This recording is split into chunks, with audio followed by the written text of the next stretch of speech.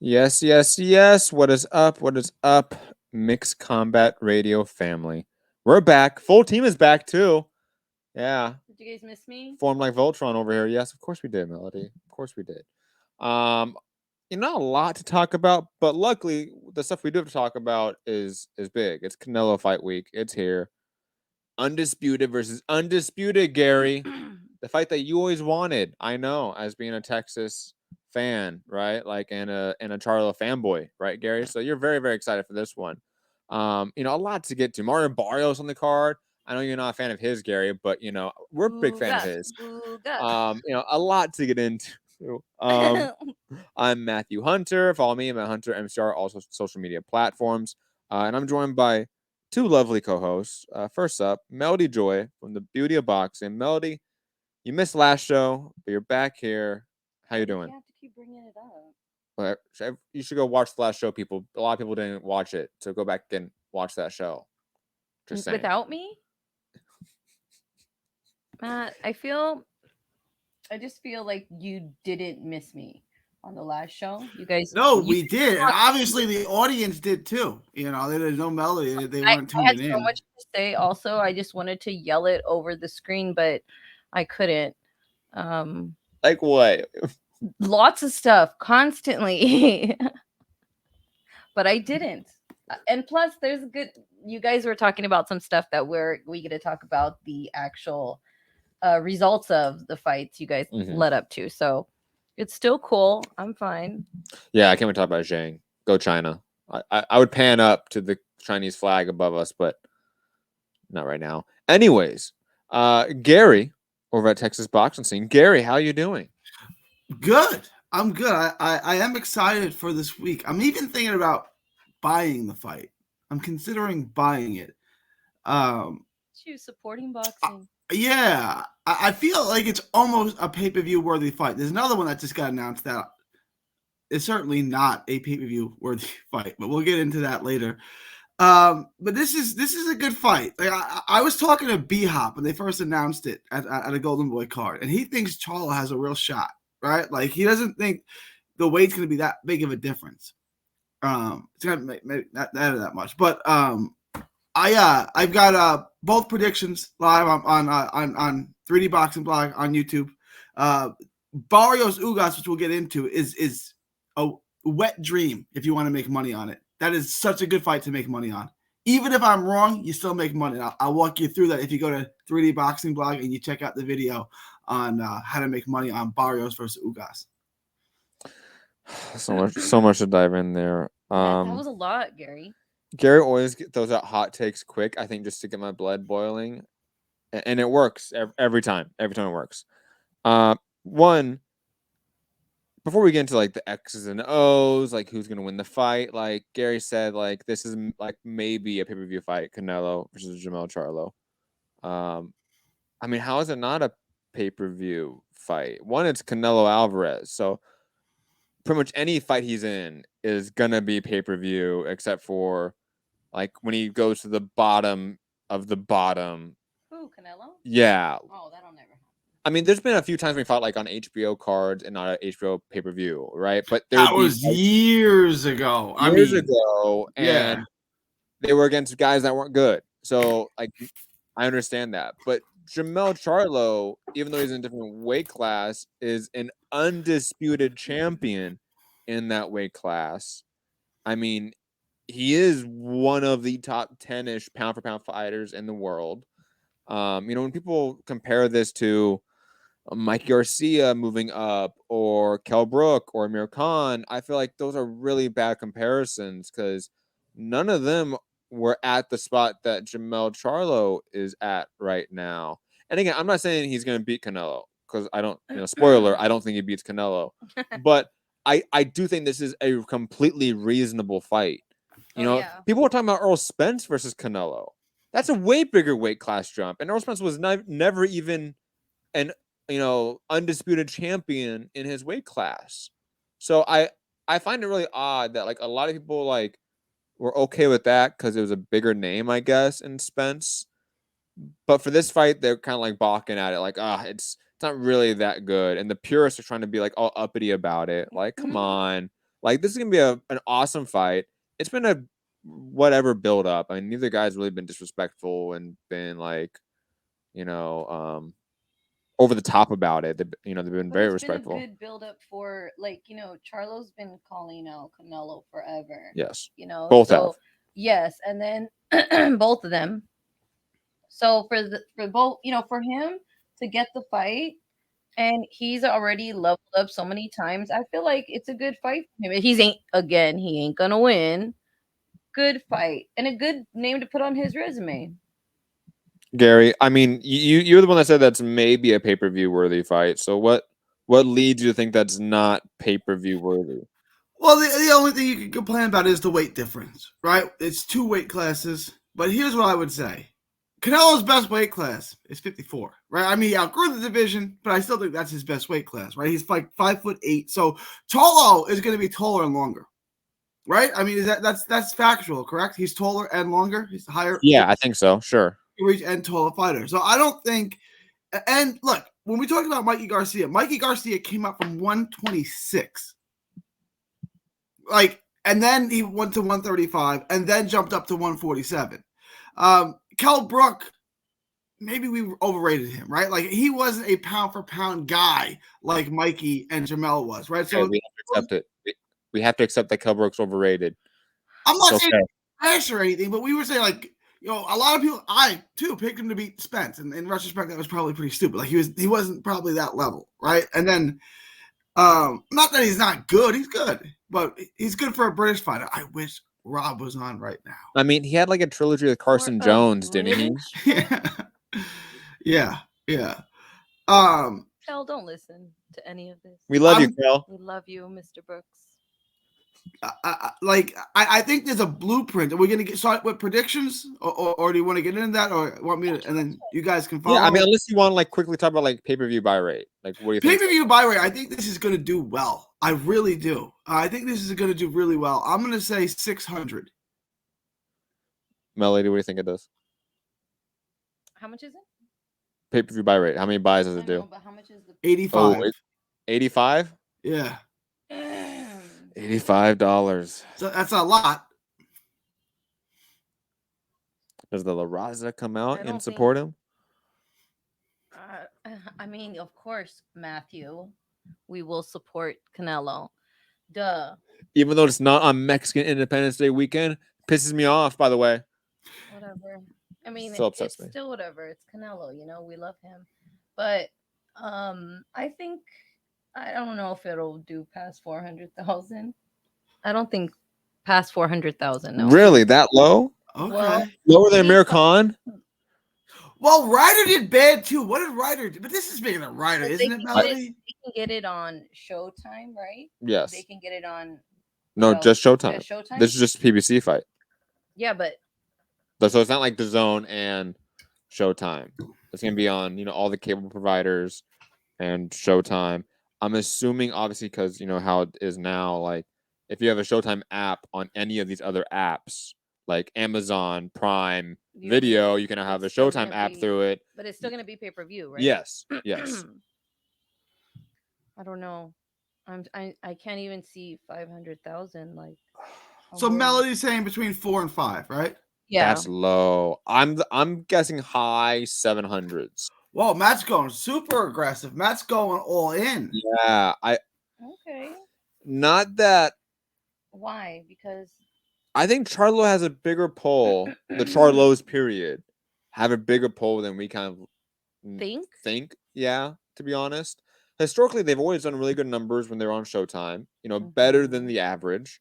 The one pay-per-view they did with them wasn't bad for being A-sides, where like Jamal is the A-side, Jamel's on the card. Like, those are the only names on the pay-per-view card. They sold around 200,000 pay-per-views, if I remember correctly.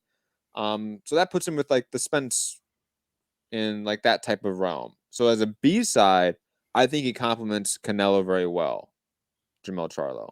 So I see him not doing as well as like a Caleb Plant, because I think people thought that Caleb Plant was like gonna do more because he talked so much shit. Like there was a huge buildup for that fight. This didn't have that, but Charlo is more legitimate than Caleb Plant ever was. So I see this doing above sort of our collective prediction. What about the tickets prices dropping? It doesn't matter. It made 20 million No, in the I mean, gate. I know. I'm saying, what about like now for the Charlo Canelo? Like they're saying that a lot of the ticket prices have been dropped. That there was a lot of seats left over. We already know that the gate is over 20 million. That's only 3 times in Vegas history that's happened. So they're gonna be good then. Or it's like 3 times in the last like few years, and it's only boxing events, and it's only Canelo Alvarez.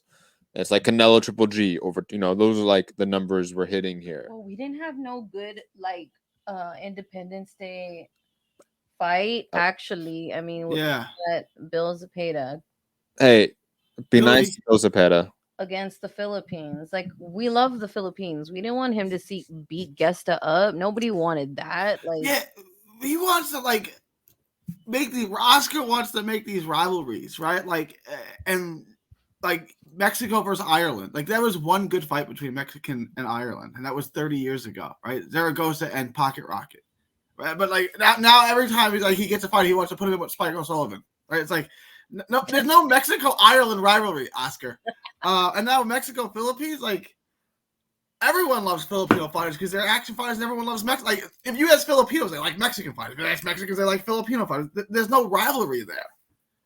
yeah, it's pretty silly. And fight partners, like historically speaking, like it was very common for like Mexican fighters at one point to say they're Filipino to get on cards in California because Mexican fighters weren't allowed to fight white fighters at one point in time historically. So like there is actually like a common historical connection. The last names are the same. How can they tell? They're both Martinez, There's like Perez. a The first names are different though. The first names are different. First names are very different. Mercito. Okay, yeah, that could be right. Marcito. Come on, you're in. Yeah, they got good. No, come on, bro. Our people did them bad. I'm sorry, Philippines. Spanish. I'm sorry, all of Spanish Latin word. America. My bad, bro. That's our people's fault. See, when we start talking about colonizing other countries, then I'm just Sicilian. That's all. Not Italian, because that's like a whole other. I'm just Sicilian. Not Spanish. Okay.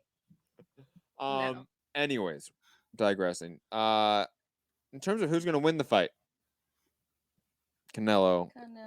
I mean, I think that Canelo is just gonna be too much for Jermell Charlo. Like when we've seen Charlo struggle against really good guys at times, against like obviously Brian Castano, and who was the one before that? Tony Harrison. Both fighters were able to really put on shots on Charlo, pressure Charlo at times. Neither guy is the combination boxer that Canelo is. Neither guy has the defense of Canelo. Neither guy has the power of Canelo. I mean, you think it's gonna go full 12? I don't think. I think Charlo's style leads him to probably being hit a lot in this fight, in a really fun fight. Like I think this is gonna be a really fun 6 to 8 rounder, tops 10 rounds, and Canelo is really gonna beat up Charlo in this process and just be too much. And we're gonna see Charlo really struggling to establish accuracy, his range. I think Canelo's gonna have a real easy time making Charlo miss, and then having Charlo not really figure out where and when he should start throwing punches. So you think we're gonna get a TKO? Yeah, I think so. You think we're gonna get like a Earl Spence type of beatdown? Yeah, I think that's Really? I think that's possible. Like that's what you just described is what Crawford did to Spence, So I'm assuming. Is that what you see happening in this fight? Oh, absolutely. Yeah, I that bad, maybe not that bad. I'm like but, that bad. But like I think that it's gonna be a fun fight because even that fight was fun, even though it was a huge beatdown. That was a fun fight to watch, even though it became a horrifying as it went on. I think that's gonna have a similar effect in this fight, where it's really fun. And we're all like intense because a lot of hard shots are being thrown, but then by round 6, 7, 8, we're like, oh man, maybe someone should step in. Right. Like maybe Charlo's just taking too much punishment here against a guy that's just too much for him. And that's okay. It's okay to be a top 10 pound per pound guy, but when you're facing somebody arguably like number one, Canelo, you right? lose. Yeah. That happens. So I feel like that's gonna happen. Melody, you said Canelo really fast. Oh yeah. Do you see a oh no, I'm just TKO? wearing this shirt, just Do you see for TKO, KO? Do you see decision? That's an Italian flag shirt, isn't it? It's the Italian flag. It's just minus the eagle. We're missing the eagle. Just missing the eagle. That's all. Close. Mexican. Close. But yes, I mean, obviously, I see Canelo winning this fight. I thought it was gonna go either 10-12, but we're probably gonna get a TKO from Canelo. Gary. Okay. I see the fight a little differently than you guys. Charlo's got a path to victory in this fight, right? But he's got to execute it perfectly. Charlo, in his fight with Castano, was averaging like 50 to 60 punches around early in the fight. Normally, he averages 35. He's not a volume puncher. He was a much more of a volume puncher in the Castano fight. He's got to do that again. He's got to win the early rounds. He's got to win the late rounds, right? Because he finishes strong. The second half of his fights against Castano, against Harrison, he finishes strong. Canelo fades, right? So he can't fall behind in rounds. If he falls behind in rounds, Canelo's he sees momentum and stop him. So he's got to win early. He's got to win late. Because Canelo's kind of groove is in those middle rounds. So he's got to be able to jab with Canelo. He's got to win the battle of the jabs. And he can't run the whole time. First, that's not his style. Second, we've seen with Billy Joe Saunders. We've seen with Caleb Smith. That doesn't work. You're not going to run from Canelo, especially Caleb Plant. All right? It's just not going to work. So he's got to stand in. When he stands in, he's got a really good uppercut on the inside. He's got to be able to hold his own with Canelo on the inside in those middle rounds, right? That jab to the body that he throws, that he stopped Rosario with, land that 10 times in a fight, you can take some steam out of Canelo. Okay? I'm going to pick Canelo. I think Canelo ekes this out. I think it goes the distance. You go and you look at Canelo's last couple of fights. He didn't stop Triple G when he had Triple G hurt. He didn't stop Ryder when he had Ryder in a ton of trouble in the 5th round. I think this goes the distance. I think you're looking at a 116, 112, 115, 113 kind of Canelo fight where, yeah, Canelo wins. He doesn't look great, and Charlo really, really shows well for himself. I think Canelo does enough in the middle rounds, 4, 5, 6, 7, 8, 9, where he wins, he basically sweeps those rounds and possibly maybe drops Charlo, but he doesn't finish him and gives Charlo life throughout the fight. If Charlo was a little bit cleaner defensively, if he didn't get hit as much, right? If he was cleaner on the inside, you go back and watch the Castano fight. Castano hit him 1,000 times. If Canelo hits him that many times, he loses. He's going to get stopped, right?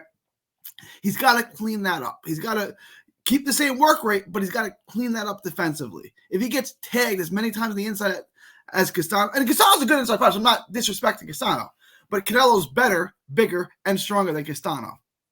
So he can't get hit that much.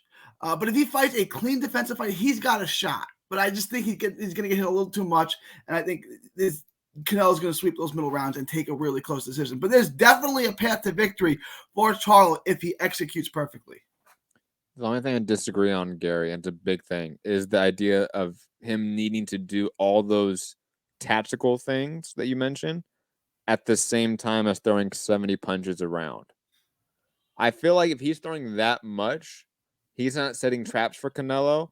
Canelo is going to start setting traps for him, and it's going to be bad because Canelo is the better counterpuncher. Canelo is a hard guy to open up on, right? Because you're going to get hit back in return. He's a hard, and that's why a lot of guys that punch output drops when they fight Canelo. I think the specific things you mentioned about like certain shots that Charlo should look for, not running too much, but still being defensively sound and more solid than last fights. Very accurate and good points. But he can only do that by throwing less punches in that fight. If he doesn't keep the volume up, Canelo's going to get on the inside. And if he has like Bivol threw a lot of punches too, right? Like it's kind of got to be Bivol's game plan. You can't let Canelo just come forward. But Bivol is bigger, okay. He's able to impose that size of his, that jab. I mean, that jab of Bivol won that fight. People forget. He's able to walk down Canelo off that jab, and it ruined Canelo's game plan. I don't think Charlo can walk down Canelo with the jab. I mean, Charlo has a good jab. He does, but I don't think it's that good. I think as a defensive jab, setting up traps, setting up that uppercut that you mentioned, which he has a really good uppercut, a good check hook. You know, these are shots that Charlo does throw, and he throws really well. I think that's the recipe for success. I think a lot of what you said is right, but throwing 70 punches around, he's going to start getting chewed up by Canelo. Because once you start engaging in that type of firefight with Canelo, and he's a better combination puncher than you, better body puncher than you, he has better inside work both defensively and offensively than you, you're not going to win. It's just impossible. So he has to keep it at the mid and long range. He has to mitigate how offensively crazy this fight gets, in my opinion. Melody, any other thoughts on Canelo Charlo? No, I'm so excited. I think this is a long time waiting. I love that Charlo's getting the opportunity, and I love that Canelo's giving it to him. And he's gonna get beat up. That's all. Yeah, I am excited that like the Charlos are finally getting Their the opportunity, shot. even though it's not Jamal, which it should be. Right. But it is what it is. But Jamal doesn't fight though. I understand he's still a champ, but he's a former fighter. I mean, we can't say Jamal. It's been over 2 years since he's been in the ring. 25 months. A champion emeritus forever. Hey, he's not an active fighter. Hey, if Colin Kaepernick can try to get on a practice squad for a team and he hasn't played in the NFL for 7 years, okay. I thought you were gonna say something boxing related. Can we talk about that? Right? Like, what is the big? So he sent a letter to the Jets, who are in desperate need of a quarterback. There are no bad ideas for the Jets. What's the worst that they can tell him? No thanks, but no thanks. That he's still out of it. Like, I don't understand why that was a big deal. Like, everyone was like making fun of him. What's the like? What's that? What you're talking if you took Colin Kaepernick 7 years, it's been 7 years out of the NFL. He's better than Zach Wilson. He's going back. No, he wrote a letter to the team asking to go on their practice squad to help the team out. Yeah, and he hasn't played in 7 years technically. So a lot of people are making fun of him, like, bro, like you can't even play anymore. And but he said he wanted to be in a practice squad to show him what he can do. That's what the letter said. Like, I don't understand. Starter, you know, like you're actually asking him to be on the practice squad, and people were making fun of him. It was sad. It really was. But I don't understand why you were making fun of him. Like, what's the worst they can tell you? No. Do you hear me, Gary? If Terrell Gashaw still has a career in boxing and can be on the card, sure. Canelo Charlo. Dude, Jamal Charlo is just fine, okay, Gary? Let's stop. Let him be. Let him be. He's going through issues, Gary, okay? But can we agree that Zach Wilson is the worst NFL starting quarterback in the history of the NFL? Gary, I don't know. So sure, I will agree to that. Yeah, let's agree. Okay. Right here. All of us. So then, like, agree. There are no bad answers. Like, if the Jets say we're gonna try Colin Kaepernick on Sunday, it's better than Zach Wilson. It's kind of funny. Dude, I know I'm gonna get him. I know I'm gonna get him with this. Anyways, Gary, moving on. Let's talk about your boy Odanis Ugas facing my other boy Mario Barrios. Texas's own, baby. I know, Gary, you have thoughts about this. I recommend everyone also check out Gary's channel and Gary's blog about the betting odds. I hope that, Gary, you can at least give us a sneak peek at how we can make money on this fight, because we're poor. So I mean, we can use more money, Gary. So help us out here, man. All right, unless the odds. Oh, so first of all, the odds were way too wide. I don't know what, like, some of these, and I'm using DraftKings. All the odds I give you are straight from DraftKings. If you're getting different odds on BetNow or some other site, I'm getting all of my odds from DraftKings. That's the book I'm using. If you look at this fight is going the distance. It's going the distance. Ugas doesn't knock people out, and he's shot, and he's old. And unless you think Barrios is going to knock Ugas out, then you bet the house on Barrios to knock him out because he's paying plus 800. So a $100 bet gets you $800. If it goes the distance, it's paying almost 300. It's paying it's paying 300 to go the distance. It's going to go the distance. So if I bet 100 on Barrios to win and I lose, but it goes the distance, I'm still up $200. Oh. Just bet Barrios to go the distance and hedge that by betting Barrios to win by knockout, right? You'll lose that if it goes the distance, but you'll win. You'll still win. You'll still be up by the ridiculous odds they're giving you that this is going to go the distance. Just take it going the distance, and Barrios by knockout, which pays plus 800. What about Ugas winning by knockout or decision? What are the odds there? It was like plus 400. The odds are way too high. The odds are way too wide. Plus 400 for Ugas for the decision? Well, minus 400, right? So you have to bet 400 to Oh, 100. minus. Sorry, I thought you said plus 400. My bad. I thought you said plus 400. I think I did. Minus 400 for Ugas. So you got to bet 400 to win 100. No, Ugas is gonna win, guys. I'm sorry. Ugas is a 4-1 favorite, basically, guys. No, I mean, come on. I got Ugas. Look, the odds have moved down. It's down to 3-1. He's down to minus 300 from. I did the video on Monday. He's down. It's moved down to minus 300. Gary's right that this fight's going the decision, because both guys are relatively, honestly, decision fighters. Yeah. But the idea that Ugas is shot just from one loss to Earl Spence. It's not from one loss to Earl Spence, bro. It's not. What do you mean? He was on a 5-fight run before that. The fight he eked out a decision against Abel Ramos. Did he look good in that fight? Abel Ramos is better than Barrios. No, he's not, bro. Come on. I will bet. I can't say. I will that. bet. That's kind of intense, bro. Whoa. No, They're dude. doing dirty on Barrios. Like, What's Barrios? Who's Barrios' best win? Akhmadov. Akhmadov? Yeah. The fight that he arguably lost in? Okay. I don't think you could argue that he lost when he won the first 4 rounds and knocked him down twice. But okay. I mean, he lost all the middle rounds for the most part. Maybe he won 1 or 2, but he lost a lot of rounds. It was probably 6-6. I mean, dude, old man Keith Thurman beat him. Keith Thurman beats Errol Spence, bro. Like, I'm going to say Spence? What? Yeah, absolutely. Did you see Spence, bro? I need some consistency from you here, okay? Because you say in one sentence, down. Jamal Charlo is a non-fighter. Keith and Ugas is shot after 1 loss to Earl Spence. Keith Thurman lost to old man Manny Pacquiao, a guy that Ugas beat. And somehow he beats Earl Spence. He's not shot. He's an active fighter. Like, what are we talking about here? No.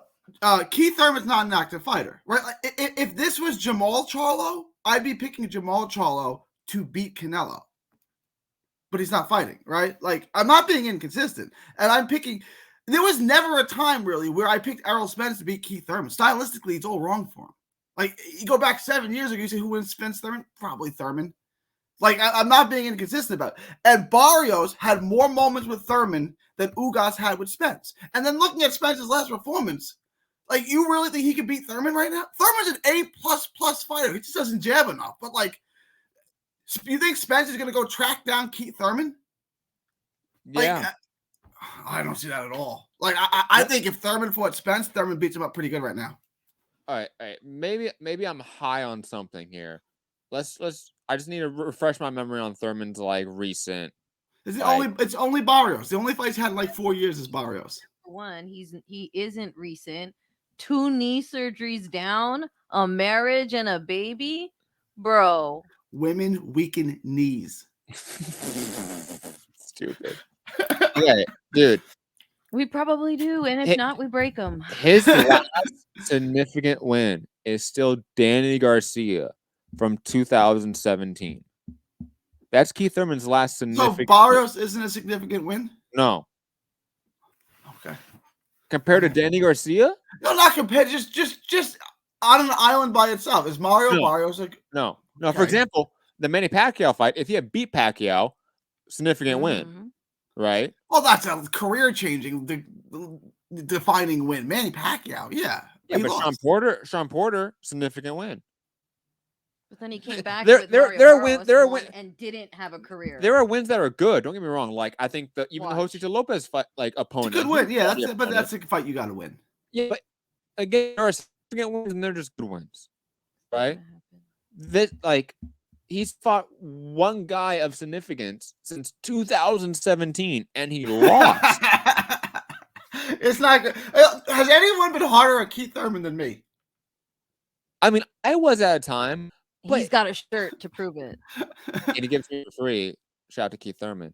But the dude hasn't fought poor guy, dude. I mean, if we're gonna like say like, oh, dude, like Jamal Charlo's a non-fighter right now, then like Keith Thurman's a non-fighter. Like I don't care that he fought Absolutely. last year and beat Barrios. The And when guy he is so decides to be a consistent. fighter again, he's an A++ fighter.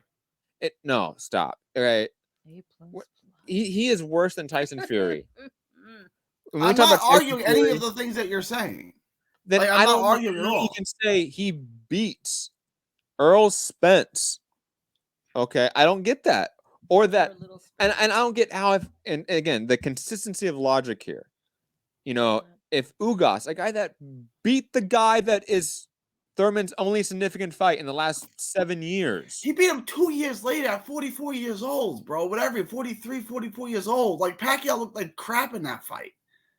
The funny part is, if Mario Barrios beat Manny Pacquiao, Gary would be fucking streaking down the street. Okay, No matter what like age. Will Ferrell in Yep. Old School, guaranteed, bro. Happiest Dude, so happy. happiest win of his career. It would be like his kids being born, Barrios beating Pacquiao. Like it's the 1A, 1B conversation. So looking at Spence's last performance, if he fought Keith Thurman, you're picking Spence? Yeah. Okay. Melody? The only performances I have to judge Keith Thurman on in the last 7 years six years. are almost 7. It's almost 7. Okay, are 2 tough fights he had with B-level guys and Lopez and Barrios, and a loss to an old shot legend and Manny Pacquiao. I can't. Your objection is fair. Like, I'm not saying what you're saying is not fair, right? But like, Spence looked awful in his last fight. Like, he got beat up, right? And now, like, coming off of that, like, and the Ugas fight, like, in retrospect, Ugas. Look, I'm an Ugas guy. I told you Ugas was going to be Porter, which I still argue that he did. I've been on the Ugas bandwagon for years, right? But he's like 36, 37 years old now. I know he's Cuban and they seem to be able to fight forever. I get that. Right? They don't age. I get it, right? But his last bunch of fights weren't good outside of the Pacquiao fight, and I think that had more to do with Pacquiao. Like, he got destroyed by Spence. He had one round where he looked good with Spence. Before that, he's got the win over Ramos, which wasn't spectacular. Like, his last really good performance was over Brandon Figueroa. He got one over Mike Dallas. That doesn't count. Like, Mike Dallas, like, that does nothing. His last really good performance was Figueroa and Porter, and that was 2019. I didn't know their records were so close. Barrios and Ugas. Mm-hmm. How old is Barrios? 28. He's just hitting his prime. Ugas is old. I mean, he looks dated for 28. Damn, full 28. Don't say that, because I look like a dated 28-year-old too. So it's rough out here for us. But I am old, so it's cool too. I blame tobacco. Do you smoke tobacco? Allegedly. Digressing, Gary. I mean, it's not against the law to smoke tobacco. We don't have to make it allegedly, unless you don't want someone to know. It's still wacky tobacco. Well, you guys are in California though, so you could go buy weed at the store. Yeah, we do. The corner store. There's a store down the street. Yeah, that's like in Texas. Like, that's like, you can't do that. Yeah. And if you're black, they just shoot you with weed in Texas. So it's real aggressive down there. Digressing. I think Barrios is going to get beat up in this fight, but it's going to go the distance. I just don't think Barrios is that good. Like, I think Barrios is a very average fighter in every way. I don't mean to disparage him. There's a lane for average B-level fighters. Like, look at Thomas Delorme. Thomas Delorme fought every champion from 135 to 147, made money. That's what Barrios is to me. He's a Thomas Delorme, and that's okay. Fair. Did Delorme ever beat anybody, or did he just lose all of them? He lost all the big ones. Right. Yeah. Did he beat Broner or something? Probably got to draw with him. I don't know. I feel like Delorme probably got a win, but it's probably a B-level win. And like his former co-trainer was like, we went straight from C-level guys to A+ guys with Tank and Keith. Like, we just skipped all the B-level guys.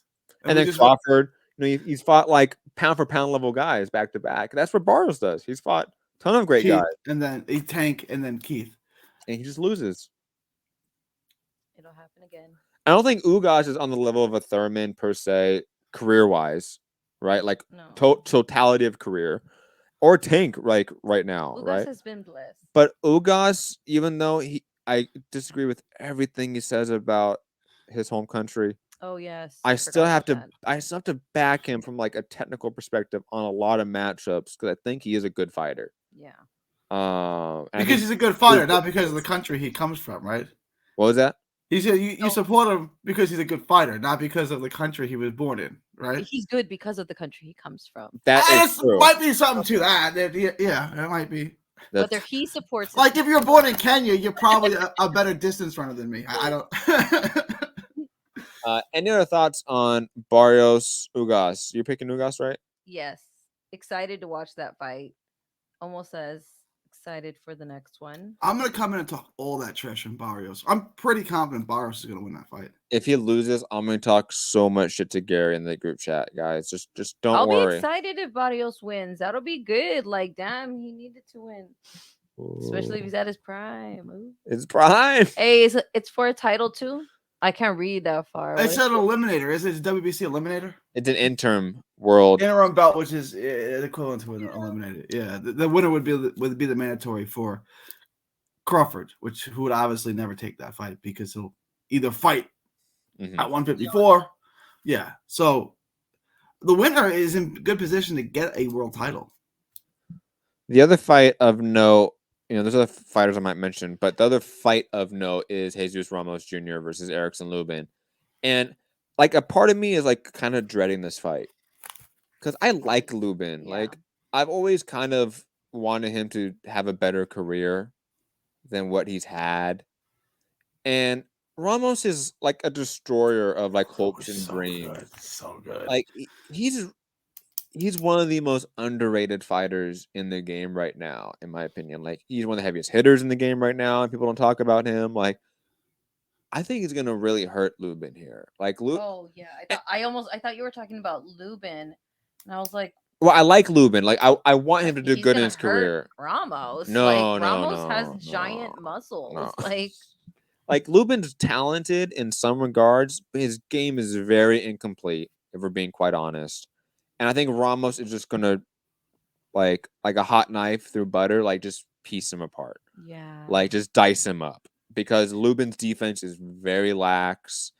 He's very hittable, and then he's like comical when he gets hit. Like he's one of those guys. Like whenever he's hit, like Amir Khan, it's always kind of funny to see what happens because his body always does weird stuff. So I just feel like this is gonna be bad. So I'm like, I know it's a good fight. I like both fighters a lot, but I think this is gonna go one way in really devastating fashion. Melody, I feel like you're agreeing with me here. Ramos by destruction. Destruction, yes. As much as again, I like Lubin too, but I don't think he has faced anybody with the power like Ramos. Ramos is crazy. I mean, so I'm excited. Like Charlo is the guy he faced with like the power of Ramos, in my opinion, or close to it. I'll say, and like Charlo landed like the smallest little uppercut and just iced him out in like a round. So I think Ramos within 4 is maybe a hot take, but I feel like it's very, very reasonable. Gary, your thoughts? Lubin.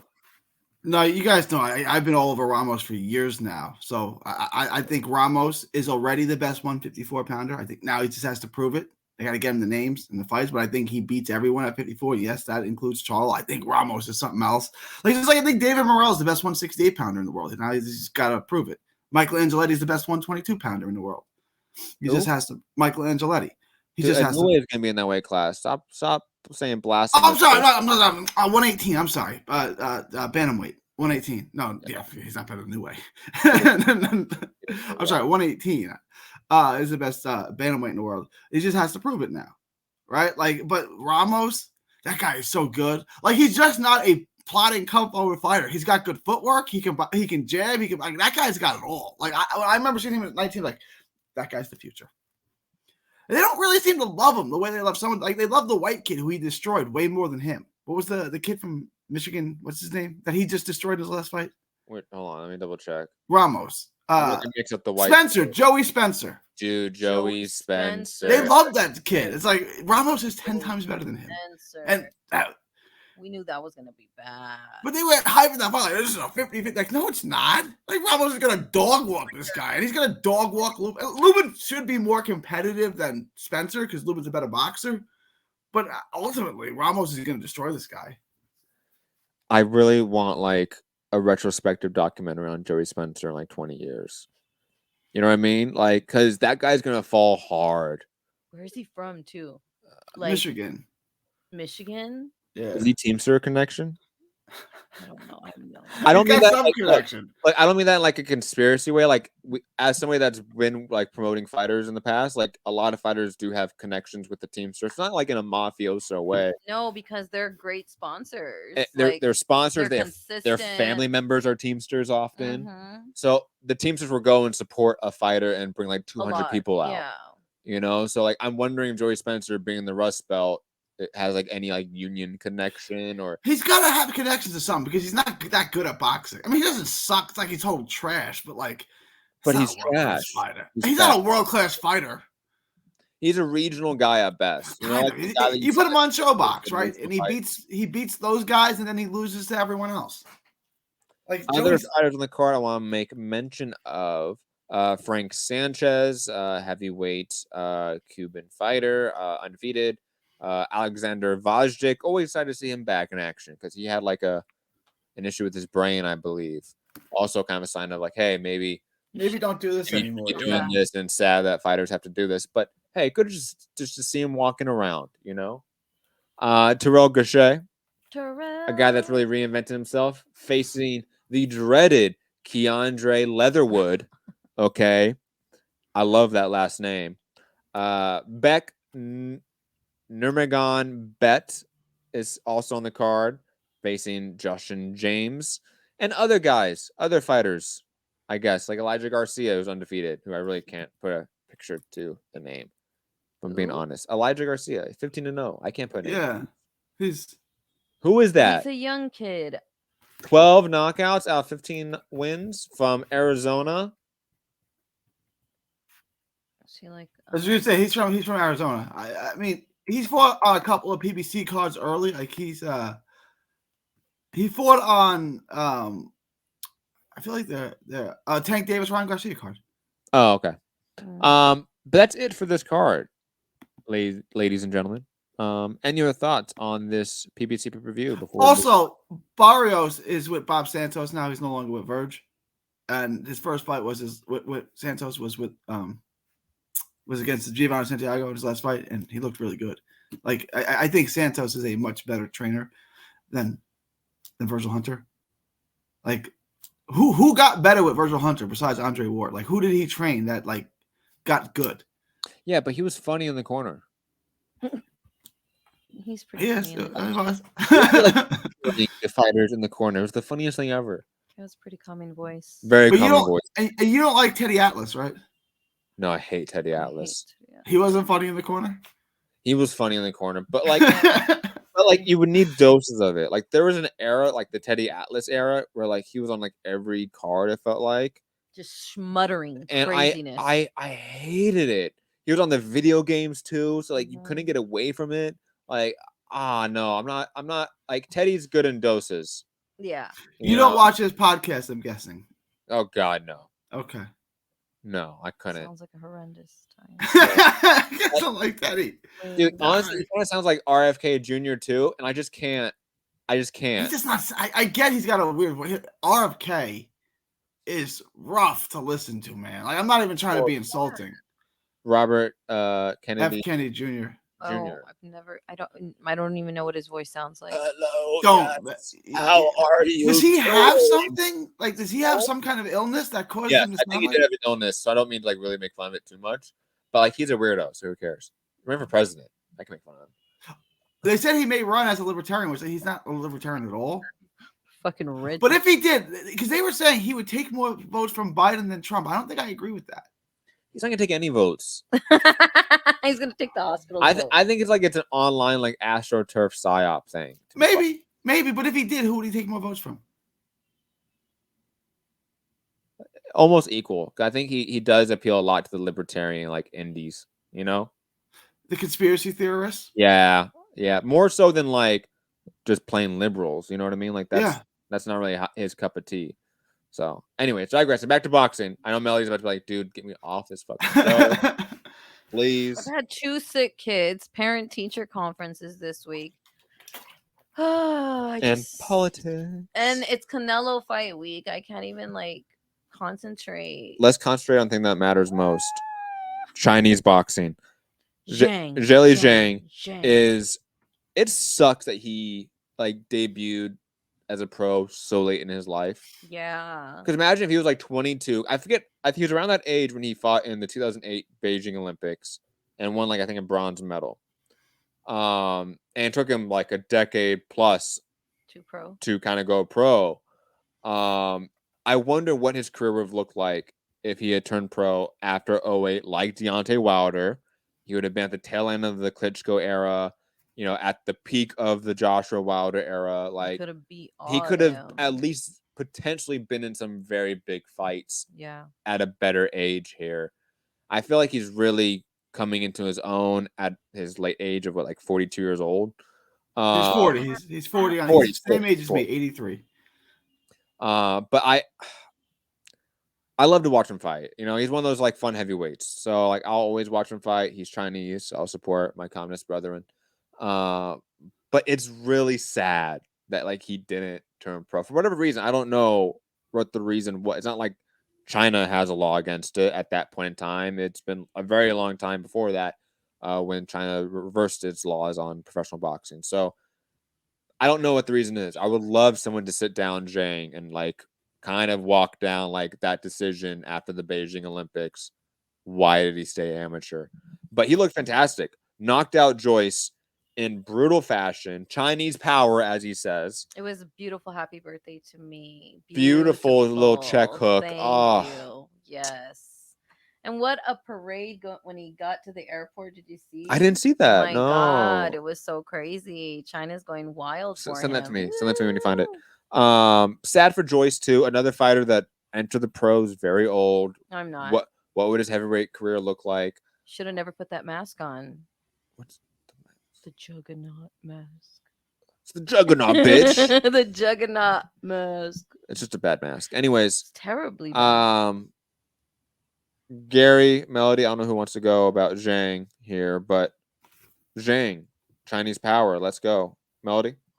Oh, it was wonderful. I mean, we already knew it was going to happen. The first time it was terrible. Second time was going to be worse. I can't believe he's 42 years old, though. 40. Or 40 years old. 40 years old. I mean, it's wow. He's still going strong. He's huge, too. So, wow. I'm sure his joints are going to be breaking down soon, you know? But poor guy. Who's he going to fight next? Who do you think, though, Matt? No, Gary. I want to hear Gary's thoughts. Gary, who is Zhang fight next? Usyk. I would love the only fight I can see Usyk taking, right? Like it's because he can fight him in China for $100 billion, or they can fight in the UAE or something like that for $100 billion because it'll sell. I can't see Usyk taking any other fight because Fury's not going to fight. Just throw that out. Fury's not fighting. Just take that idea and throw it away. Okay, so is there any other fight that's intriguing enough for Usyk to stick around? Only that one because I think it would be so lucrative for him. What about Deontay Wilder? Yeah, that will work too. I just don't like. Wilder doesn't really seem like that's a lucrative. I mean, yeah, interested in it. I do think it's a good fight. It would be one that would make sense for Usyk to stay around, but neither side seems interested in it. I would love a big fight in China. Like, let's break that market. You know, like honestly, like there's 1.4 billion people there. Like, imagine the talent pool for all these weight classes we could tap into. Like, we always like in MMA. I know maybe this is not a big thing for you guys. Like, the mythical thing was always either India or Mexico. Mexico's not a big MMA country, and India is massive. There's always been attempts to have MMA promotions in India, but China, it's the same amount of people. It's higher development. We've seen some success in combat sports. with Weili Zhang and now Zheli Zhang, both at MMA and boxing. So I feel like it's one of those markets where if you're a boxing promoter and you're savvy, you got to start going there. And I think trying to develop it, trying to develop a talent pool there because it's just underdeveloped. It's just had less time than other regions of the world to have a really thorough boxing community. So it needs to be built. And if guys like Zhang are there, then we need more because they're fun. The one thing I want to add from the fight was like to me it doesn't change much. I told you Joyce was going to get knocked out. It was quicker than I thought, but he had no chance to win. Like, there was nothing he could do to win that fight. It was going to look a lot like the first one, but maybe worse. And that's exactly what happened. But to me, it doesn't change anything. I'm saying, like, if you're going to stand in and you're slow and you're going to just go punch for punch, I go, you go with Zhang. He's bigger and stronger than you. He's going to knock you out, right? Like, so, but if you move, Frank Sanchez beats him. Not that they would make that fight, but Frank Sanchez beats him. Any heavyweight who can move, who's not going to sit there and just trade punches, I go, you go with Zhang, is going to have a shot to beat him, right? Because he can't move. It's the same thing with Joyce, right? Like if you could just move, you could beat Joyce. I think if Usyk doesn't take the Zhang fight, I think Wilder should take the Zhang fight in China. And he'll knock him out. Wilder's gonna knock him out? Yeah. He beat. So much. I think Wilder would be so like perfect for like just a charismatic guy going to that type of market. Like I think the Chinese people would flock to that type of character. And you would think because like in China, like they're Asian, so they're small. So you're thinking flyweights, but obviously if there's somebody like Zhang, obviously we got giants. So there must be there. I mean, the amount of people there, like you say, there must be a huge pool. Martial arts are already like taught in like basic education there. You know what I mean? Like that's their PE. Right. Like I'm not even joking here. Like that's just a part of their culture. Like why not tap in there? Other topic I wanted to get to before we head out of here. We talked about it on the last show with Melody, not there. The Devin Haney Regis Prograis fight. It's now official. It's pay-per-view. I will say this before I open the floor to you guys. I love this fight still. I think Haney has a real chance to be like fighter of the year if he like destroys Prograis. You know, because people are gonna say like, "Oh, the Loma fight was competitive. He maybe lost, but it was a fun fight." If he goes out and destroys Prograis, people are gonna forget that and go, "He beat Loma and Prograis in the same year." Yes, fighter of the year. Like that's a real distinct possibility. I don't know if the fight's gonna do that well. I love the fight. It's just not. It's a hardcore fight. Yeah, it's a real hardcore fight, unfortunately. So I think this does 150, 200,000 tops. And they can do it, but they ain't gonna release. Remember, it's the zone, so they're not releasing the number. That's true. Yes, that is definitely true. But it ain't gonna do good. Gary, thoughts on the pay-per-view aspect of it? Well, Eddie Hearn told me that the zone was going to be the end of pay-per-view boxing. It was a dying model. So I don't know. This is a good fight. I'm really into the fight. I think Regis is going to win, but I'm thinking about going to the fight. Like, I'm going to apply for it because I'm pretty cool with Regis and his team. So I'm thinking about going to this fight. I think it's a good fight. Like I'm excited for the fight, and they put on pay-per-views. Like this is ridiculous. Like no one's going to buy this. Like as much as I love Regis, I think the world of Regis. He's not a draw. Like we talked about Ramirez. If that fight would have happened, Ramirez is the bigger name. Like, this is not going to do well on pay-per-view. No one's going to buy this. Haney is a developing star, but he fought Loma, and that wasn't on pay-per-view. So if Loma's not on pay-per-view, what makes you think Regis is going to do a draw on pay-per-view? Was the Loma fight pay-per-view? It wasn't, right? No, it was. It was cheaper. It was like $65. Oh, that's right. That's right. It was cheaper than the 85, and that was like Bob's like big selling point. Like it's cheaper. What do you get with your DAZN subscription now? Seriously, if you're a boxing fan, right? And in America, it's basically the boxing app. I understand in other countries, it's got plenty of stuff. In America, where you're paying $25 a month now, $24.95. What are you getting for it? Seriously. And you can illegally, illegally stream all of this stuff in pretty like good quality nowadays. So like, why? I'm with you, Gary. I don't see why. Melody, are you at least excited about the fight, like us, even though it's pay-per-view? Oh yeah, I'm excited for Haney and Regis. If Regis can get past him, I mean, it'll be so humongous. It'll be like, oh my god, that's who we thought Regis was. Everybody be so happy. I don't think he'll win, of course, but I mean, it's a good shot. And Haney, if like you said, if he wins, he can say I won twice this year, and I'm doing this, I'm doing big things, and he can keep fronting. Boom. I mean, So I'm excited. I loved it. I'm happy. I think Haney's gonna win, and it's gonna march us towards that Tiafimo Haney fight at 140. Yo. I feel like that's where like all roads are leading to now at 140. With like other guys are trying to like make a name, like Ryan Garcia is gonna try to enter in that group. Rolly is, but like they're not that good. They're not better than those two. So I feel like it's now like a 2-horse race at 140. Especially determining on this fight. Like you said, Progress comes out here and beats up Haney. Prime Progress is back. The guy that we all thought was like the dark horse of boxing in every division. I just don't see that kind of happening. I think Haney is really coming into his own.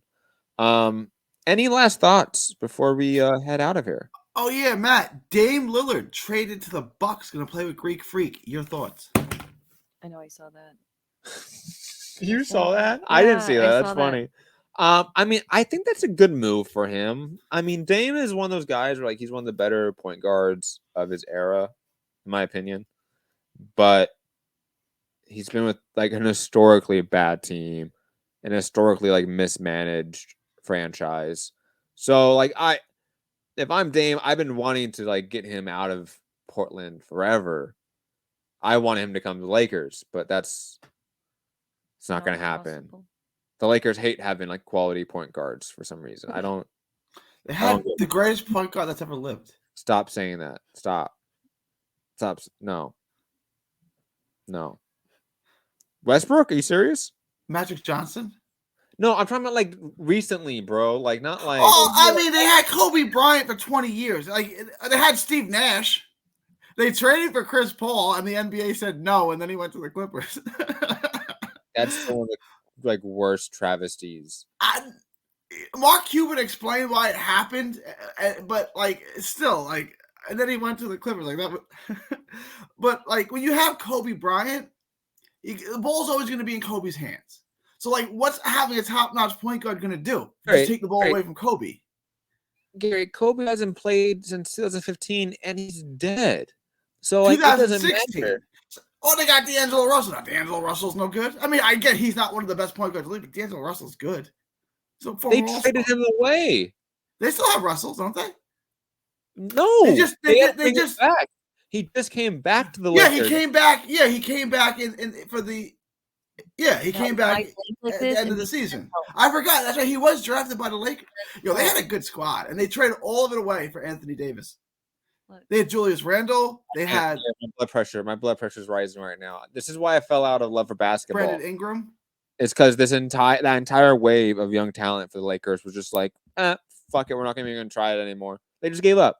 They just gave up on the rebuild. You did kind of get a ring out of it if you count the Mickey Mouse ring in the bubble, if that counts. I don't know. Because that was after like all the young talent kind of got pushed out. Like you traded all that talent to get Anthony Davis, and then Anthony Davis.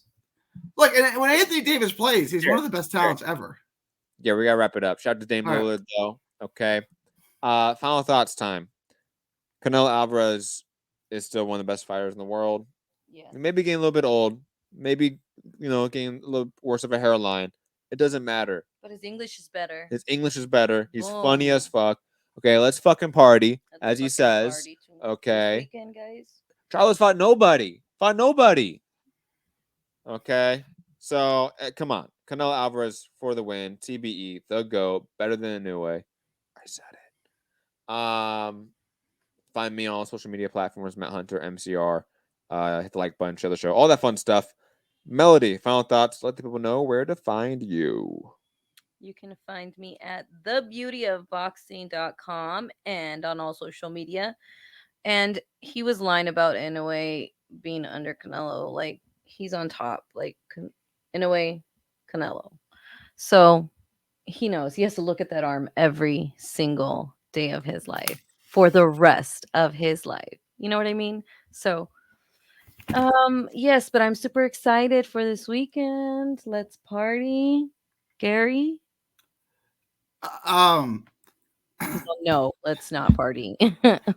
no, I'm picking Canelo, but I think Charles a live dog. And I definitely think Barrios is going to win. But follow me all forms of social media. 3D Boxing blog. You can on YouTube. You can get all the best tips on how to make money and how to bring the house down. Bookmakers have no idea how to handicap boxing, and I'll show you how to make money on that. And also go to Texas Boxing Scene, complete dedicated to Texas boxing. And all I can't even think right now.